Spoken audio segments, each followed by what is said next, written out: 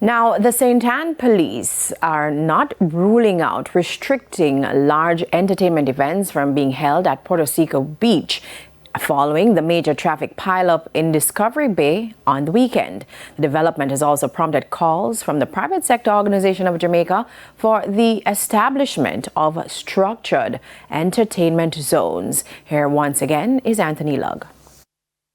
In recent times, St. Anne has gained traction as a booming entertainment hub.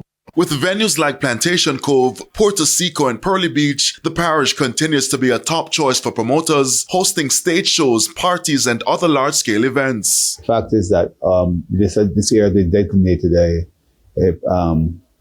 entertainment zone, and as such, individuals can go on longer without disturbing anyone. However, there's still a belief among some stakeholders that the parish is in need of more fit-for-purpose venues. That's further compounded by the need for infrastructural upgrades. Back in 2023, the intimate concert at Plantation Cove caused a major traffic pileup, triggering calls for urgent action. Fast forward to August 2025, similar cries following the staging of Zimise Beach at Puerto Seco. And after Sunday's incident, the police have not ruled out restricting larger-scale events from being held at the venue. Deputy Superintendent in charge of Zone 2 in St. Anne, Rochelle McGibbon-Scott, says an assessment is being done. This simply means that if we're having this situation now, then next year and years to come, it's going to get worse. So as we go along, we have to do the assessment based on, how well these events are held at these places and the backlash that is bringing to us.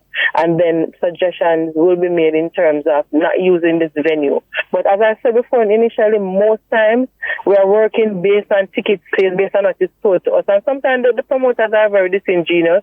They would give us a figure and knowing well that they would have sold maybe 2 times that amount. So what we are really preparing for is not necessarily what we get. But at the end of the day, we just have to try our very best to use what we have.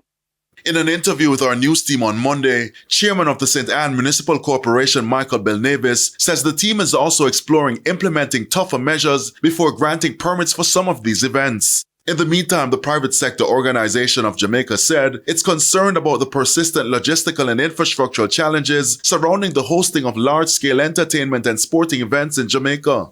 In a release, the PSOJ urged the government to establish designated entertainment and sports zones, legislative and policy reform for event hosting, and an integrated national event infrastructure plan. Anthony Lugg, TVJ News.